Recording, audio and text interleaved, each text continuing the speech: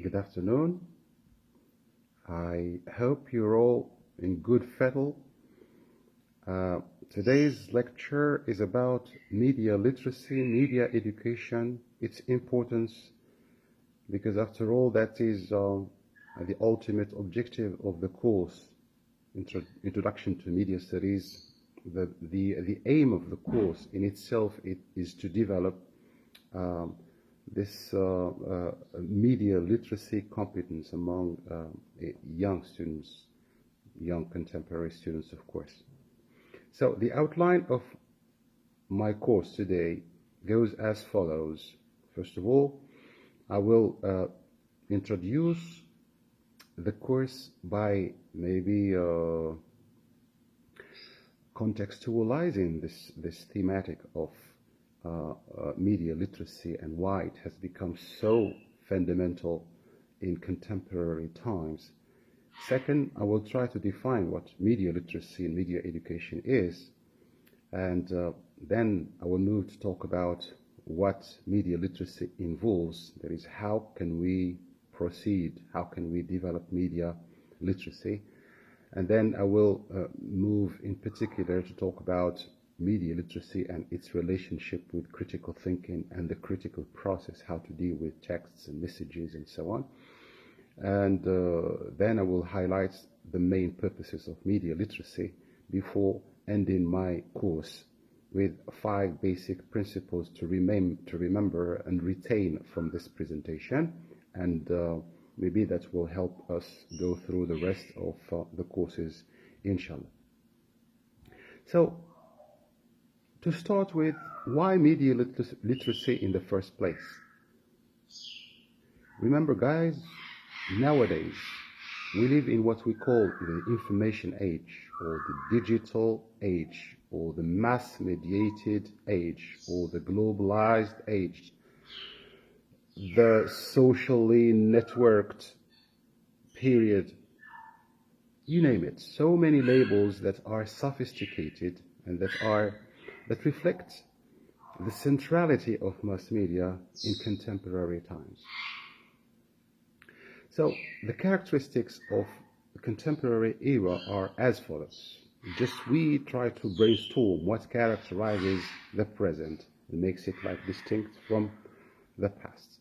We live in, as I said, mass-mediated world where multiple, complex, and sophisticated technologies and industries surround us, overwhelm us, saturate us with information and entertainment. Great deal of venues and platforms and choices, so myriad. Second, we are exposed to mass media more than ever. Okay, so this exposure has or must have a certain impact on us in terms of our values and attitudes and behaviors. Next point is that nowadays we see the world through the lenses of the mass media. In other words, we know what's going on around us, not by attending the scene, but just by watching the screen and what reality or how reality is represented to us just from the screen. Media nowadays impact our attitudes, behaviors, tastes, preferences, orientations, and opinions. And the problem is that we have grown a certain dependency on mass media. It's like we have facilitated the task of the mass media to be so central and so fundamental for our present lives. We have systematically become dependent on media for a host of practical purposes, be it like connection, that is seeking information and surveillance, like being aware of what's going on, for example, to release and escape through different entertainment venues, including music, movies, etc., video games, and so on, to education, instruction, and so on. So, in brief, media literacy has become so fundamental. And in order to become or to grow and develop media literate, we will proceed by defining it, first of all. I will use here very simple words to define media literacy. So it can be defined as the ability to understand, first of all, how media work, how mass media work, how they produce meanings, how they are organized, how to use them, but before we should know how to use them, we should be able also to know who controls them, who owns them, what are the aims of these owners and these controlling agents, and how does the media relate and interact with audiences. What effects does it have on them? How audiences understand and receive media messages, for example. The goal of media literacy is to develop a literate person, a person who is able to read, analyze, evaluate, and critique, not criticize that negative in a negative sense, but critique, to be able to strike a balance between pros and cons, between the goods and bads, between the positives and the negatives of media industries, media messages, and so on. What does media literacy involve? Well, I have summed up 6 very basic elements that are fundamental to consider media literacy. First of all, it involves learning to use media wisely and effectively. So wise and effective use of mass media is fundamental. Next, it involves engaging in critical thinking while evaluating media messages. It's not just a matter of taking things for granted or consuming things without questioning their validity, their credibility, their truthfulness, their use for us, after all. Third, it involves evaluating the credibility of information from various sources. I remember here one of our media practitioners, well, the editor of a famous newspaper here in Morocco, answering my question about what is true news or what is true, where can we locate truth when you consider, for example, information. The answer was, truth is always at the crossroads. It's always at the crossroads. That is, when I say crossroads, it's not just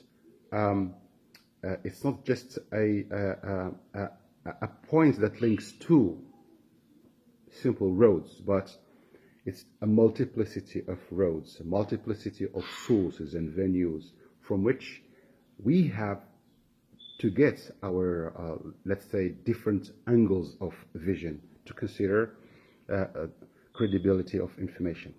Number 4, it also involves recognizing media influences on beliefs, attitudes, values, behaviors, and the democratic process, politically speaking. In other words, we have to recognize the fact that the mass media do have an impact on our beliefs, attitudes, values, etc. What we consider as good and bad, what we consider as normal or abnormal, etc. Number 5, it involves achieving greater understanding and appreciating multiple perspectives. And this is so fundamental in order to prevent polarization, to prevent extremism. Because after all, we should recognize the right to be different. We should also recognize that we live in a world with multiple views, multiple ideologies, multiple perspectives. And the media literate person is the one who can find a place among all these different perspectives and consider all of them without how should we call it, without extremist narrow-mindedness, that is considering one perspective as the right one and the rest as worthless. Last but not least, it involves learning, that's the sixth point, involves learning to express one's ideas using different forms of media. And remember here that the last point is very important in that it constitutes a very necessary follow-up of awareness. Once we are aware of what we're doing, or what the media does, for example, do with us, and how they proceed, how they do what they do, etc. We can be able, and we should be able, to use them. To engage in practice on our part. That is, to engage in action more than just understanding. How well I can talk about the example of, for example, what is it called? Content, citizen content, or let's say citizen media. Citizen media as being like engaging ordinary citizens in using different types of mass media